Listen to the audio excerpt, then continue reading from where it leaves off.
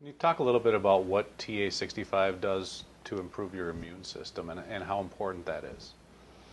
Well, immunity is everything. Mm. You know, I spoke to this 81-year-old gentleman this week who's very active. Physically, sexually, emotionally, professionally. He flies. He fixes boats.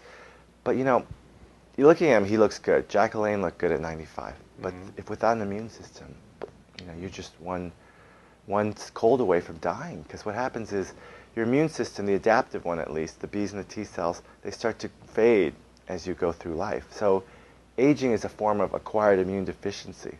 So it's this lowercase AIDS. Mm. So what happens is, Jack LaLanne said, I can't go to the hospital, it's bad for my brand, and I certainly can't die.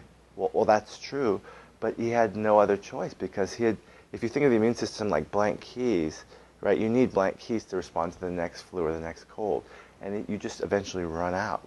So luckily, the TA65 was proven at the UCLA David Geffen School to help improve the fraction of available naive cells. So that, I believe, will really help people. Because without the good immune system, you get poor cancer surveillance, right?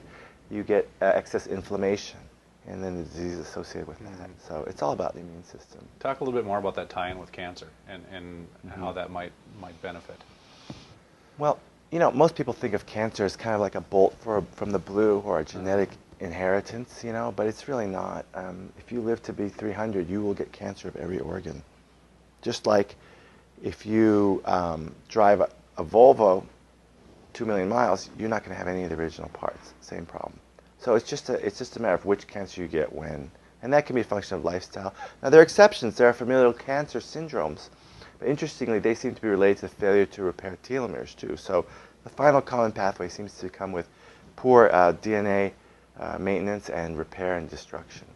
So people think of cancer as this bolt from the blue, when in actuality it's just an eventuality. It's like friction in car parts.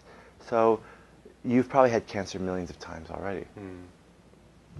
The cells were either able to burn out, like a forest fire burning through. The queens were able to kill themselves because they recognized they were making bad copies. The natural killer cells killed them, or the adaptive immune system killed them.